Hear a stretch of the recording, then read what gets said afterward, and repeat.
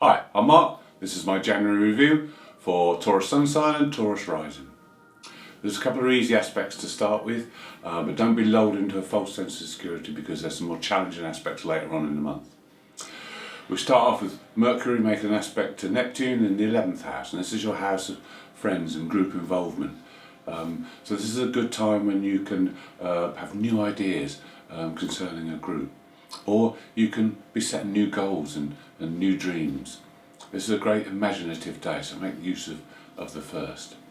Then on the 4th, Mercury makes a conjunction with Pluto. So this is a very intensely mental day. So this is when you'll be thinking a lot and going over things. Now this is in your 9th house, so this is when you'll be looking at your beliefs and running through your beliefs, and you can really get to the bottom of things now and discover things about what you've believed in the past, and maybe forge new ideas about the future, because you may uncover a lot of things that were not quite the truth that you were led to believe. So this is good to sort all these out now and get ready for what's to come.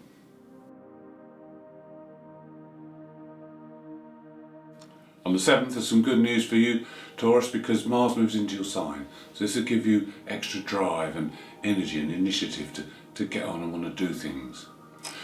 Also, things you've been working on in the past will now come to the fore, because when Mars moves into the 1st house, anything that's been in the background will now be in the spotlight, and you'll be able to develop these projects or these things now. The other thing that happens on that day is that Jupiter makes an aspect to Chiron. Now this is going to last about 10 days. These two are both teaching planets. So now is a time where you may be teaching someone else something, or you may be being taught by someone. This is closely linked to your future path, because Jupiter's in the 10th house of career and your chosen path. So there could be benefits here from what you learn, or you could benefit someone else by what you can give to them.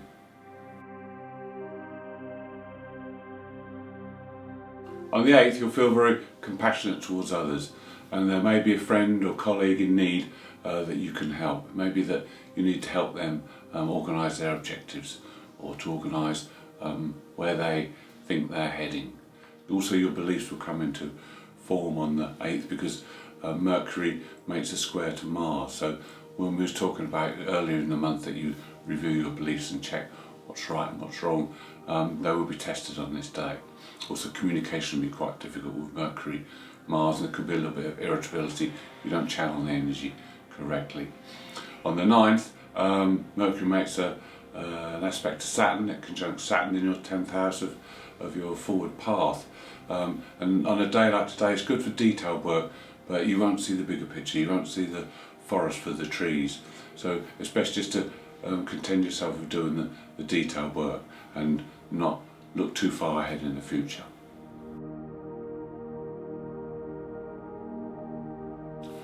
On Monday the 11th, there's an optimistic start to the week, with Mercury making a conjunction with Jupiter this time in your 10th house. So there'll be some optimism, there'll be a desire to learn new things and to move forward. But this could be overshadowed, because on the same day Mars squares Saturn, and this is a difficult aspect. In fact, over the next 5-6 days we have 5 squares in total, so it's going to be a very challenging week. So you need to make sure that you're aware of this and aware of the difficulties you may come up against. With Mars Saturn, the difficulty is usually that you come up against a brick wall, and you can bang your head against this brick wall, but it's not going to do any good. You need to find a way around it, or you need to back off until the wall is gone, and then you can move forward. Mars Saturn as well, you may come into conflict with authority figures, because Saturn's in your 10th house. Saturn is often a blockage. It can be a fear of moving forward. So these things need to be overcome before you can step forward.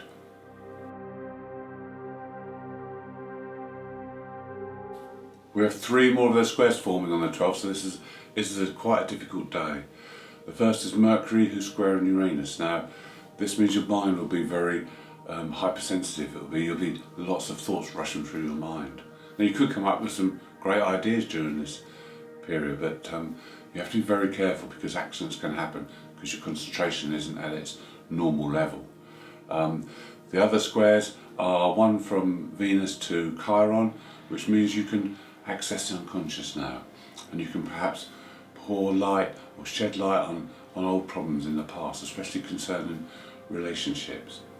And then the third one on that day is Neptune and the North Node. Now this one lasts for 20 days, so this is a more subtle aspect. So this one connects with your second house of value and worth. So there's a spiritual connection here with the North Node from Neptune in the 11th house. So it could be that you are going to reevaluate what's important to you and what you put value on and store on. Also with your self-worth as well, there's a spiritual element coming in here. This is a good time to meditate over the next few days, to get in touch with the spiritual side, because the North Node is about our way forward. So there'll be clues here coming through that will help you on your way forward. Also because Neptune's in your 11th house, it could be clues from other people. It could be conversations you have or things you read about from other people that make sense and bring things together, and you can get a form of enlightenment here that will help you move forward in the future.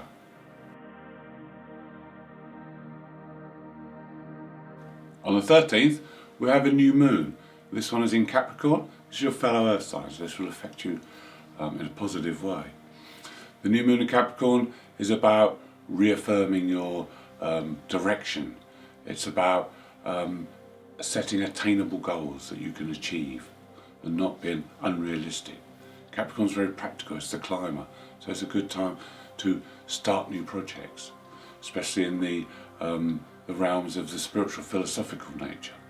It's also a good time to learn things. Learning will be highlighted. You can also plan trips for the future. Also learn about other cultures. This is a good time to expand your knowledge. Then on the 14th we have two more difficult aspects. One of these is the Sun conjunct Pluto. Now this makes it for a very intense day. It's a good day to get ahead, get things done, because you have the energy and the intensity to really push forward. But you can also come up against power struggles on a day like this, especially from people that think they know better or think they know what's right for you. They don't. This is only their take on it. So you may have to diffuse these situations.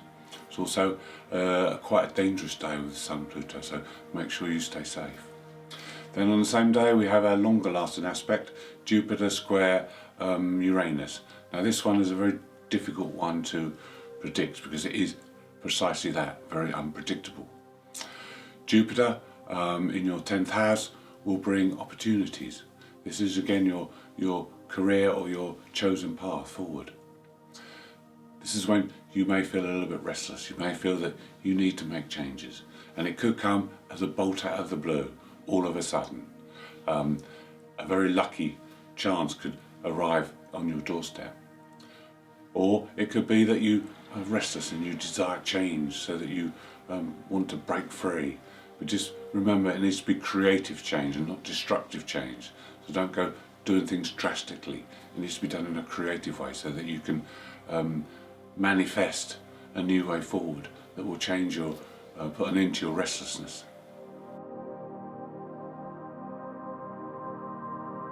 The week beginning the 19th sees Mars making two aspects. Now these are very powerful aspects, but very hard to manage. The energies are very volatile. First one is a conjunction with Uranus. Now Uranus brings sudden changes, and Mars being the god of war means it can be a very difficult one to handle, because the energy is very powerful and things can change. You can have outbursts, you can have changes in situations that happen very, very quickly. The other one is square to Jupiter, which is a week-long aspect. This is can be a very positive one if you can harness the energy. Both of these are positive aspects if you can harness the energy. If not, they can be quite destructive. So what do we do? Well, with the Mars Uranus one, this is going to affect you personally because Uranus is in your first house. So there's personal circumstances. You may find that there are changes happening very quickly. You need to keep attuned with things. You need to manage your energy. You don't want to get angry or upset. The accidents can happen. You know, if you don't channel this energy correctly, it will come out all of a sudden in different ways you won't even realise. The Mars-Jupiter is good for opportunities. In fact, both aspects are good if you want to start something new, a new project, a new endeavour. They're good aspects if you channel the energy right. If you can use the energy to your advantage, they can be very good. The Jupiter aspect to Mars is a feeling of having the Midas touch. Everything you touch will turn to gold. But you have to harness this energy. You have to work with it. Otherwise it will work against you.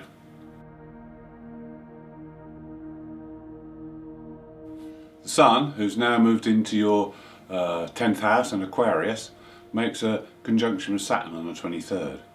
Now this is important because this is a good day to get things finished, to get things, those responsible duties, get them done and out of the way, and to start getting organised and planning for the future. All the work you do today will stand you in good stead and you'll get reward later on. These two are in your 10th house, so this can affect your career or your chosen path. It's a good time to advance now. Then on the 24th, the Sun makes a square to Uranus, so there could be sudden changes here. Uranus is in your first house, so there could be a sudden change of heart. Maybe you want to change careers or change job, or you want to change the direction of the path you're going in. These things can happen, but the important thing is to let the inner self come out and express itself, because otherwise you may get clouded, your thoughts may be clouded, you may not know the real reason of why you want to do things. So let your inner spirit come out and let it tell you what it wants to do and where it wants to make changes. On the 28th of January we have a full moon. That's fine, but we also have 3 conjunctions on that day. So there's a lot of different energies. Conjunctions are difficult to spot because they happen right underneath your nose. They're a square and an opposition you can see very clearly, but a conjunction you can't always sense the energy. So this will come up maybe and surprise you. Let's look at the full moon first. This is in your 4th house. So this is telling us maybe you need to balance home with your other activities. Maybe the home's been neglected a little bit of late. We also have the Sun and Jupiter conjunct in your 10th house of destiny. So there's a feel here that you want to do something different or try something new activities that can bring you more excitement and get you motivated. Venus is making a conjunction with Pluto, so there's a lot of intensity here, and you may want to escape things through love or the intensity of relationship. Then we have the Black Moon, Lilith conjunct Mars. Now here we can bring out things right buried deep in the unconscious. And there may be feelings coming up here that you've just about had enough of something. Something has just got the better of you now and you've had enough of it. The other aspect that comes up is the Saturn Chiron one, where your fears may surface. Fears from the past, fears about failure perhaps in the father figure or an authority figure. These fears are obstacles in your way, so they need to be cleared so that you can move forward. The saving grace is that on the 29th, 30th, the Sun will shine a light on all this, especially the Mars Black Moon arrangement, and it will show you where you need to make these changes, show you what you need to do to move forward. The Sun's light will be beneficial for you, so you need to be aware of this and maybe don't do anything too hastily. Wait until you can see the full picture. Wait until you know where you need to put your energy before you go powering in.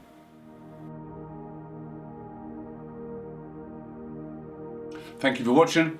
Hope you've enjoyed the video. If you'd like to see more, please subscribe, and if you'd like to leave me a comment, I'd love to hear from you.